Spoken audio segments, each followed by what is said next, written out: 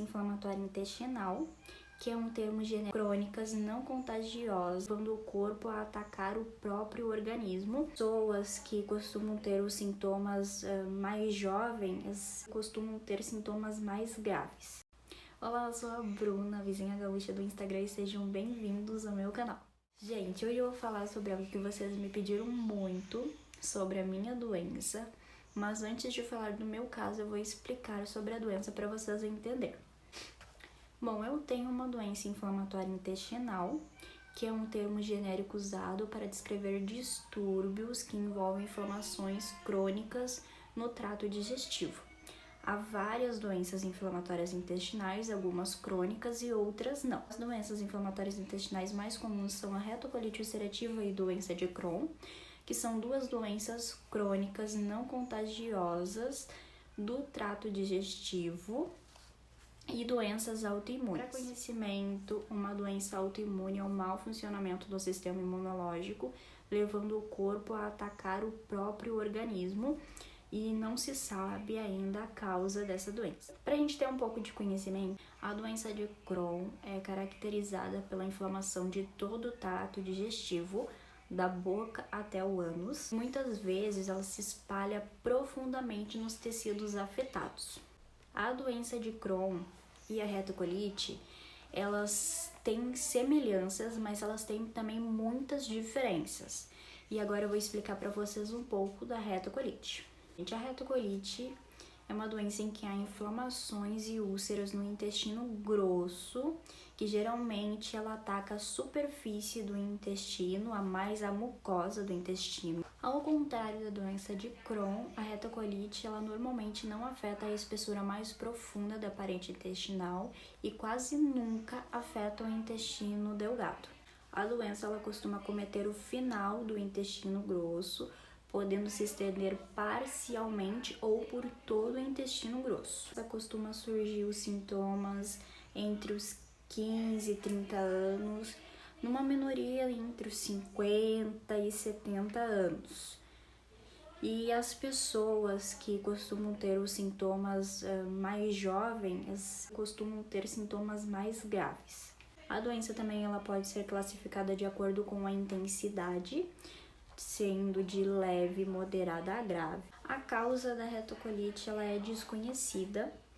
Anteriormente acreditava-se que o estresse e a dieta poderiam ser a causa da doença, mas hoje sabe-se que é apenas um fator que pode prejudicar e não causar a doença. Uma possível causa também é o mau funcionamento do sistema imunológico. Quando o sistema imunológico tenta combater um vírus ou uma bactéria invasora, uma resposta anormal faz com que o sistema imunológico também atinja as células do trato intestinal, como se o sistema imunológico entendesse que o intestino fosse um órgão estranho e tenta combatê-lo.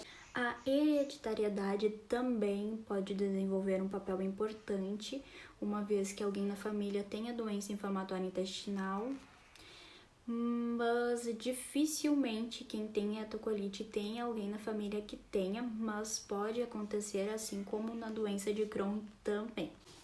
Bom, gente, agora eu vou falar dos sintomas mais comuns. São sintomas que podem ou não acontecer. Alguns casos têm, outros não têm. Os sintomas são diarreia, urgência retal, diarreia 10 ou 20 vezes por dia, prisão de ventre e constipação raramente, mas pode acontecer, febre, fadiga, dor abdominal, sangue nas fezes, hemorragia gastrointestinal, anemia, perda de apetite, perda de peso, náuseas e vômitos. São sintomas geralmente que ocorrem para quem tem retocolite ulcerativa. Pode ser que aconteça pode ser que você tenha todos os sintomas ou pode ser que você tenha alguns. Também as pessoas que têm retocolite ulcerativa podem ter possíveis complicações, pode ter, não significa que vai acontecer. Entre elas é perfuração do cólon, do intestino, cólon inchado, megacólon, câncer de cólon, desidratação grave, hemorragia grave, inflamação na pele, articulações e olhos, dor nas articulações, feridas na boca, úlceras, aftas, aumento do risco de coágulos sanguíneos nas veias e artérias e outras complicações, como por exemplo no meu caso, a gastrite, a esofagite. Os tratamentos incluem medicações orais, subcutâneas e intravenosas, cirurgias também. Os tratamentos e dietas dependem de cada caso é um caso. Se você tem algum sintoma, o recomendável é consultar um médico gastroenterologista ou proctologista.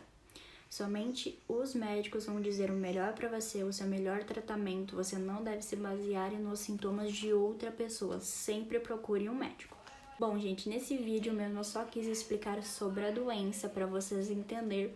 No próximo eu vou falar sobre o meu caso, lembrando que cada caso é um caso. Obrigada a todos que assistiram, não esquece de deixar o like, de se inscrever no canal, ativar o sininho. Fiquem com Deus e um beijo!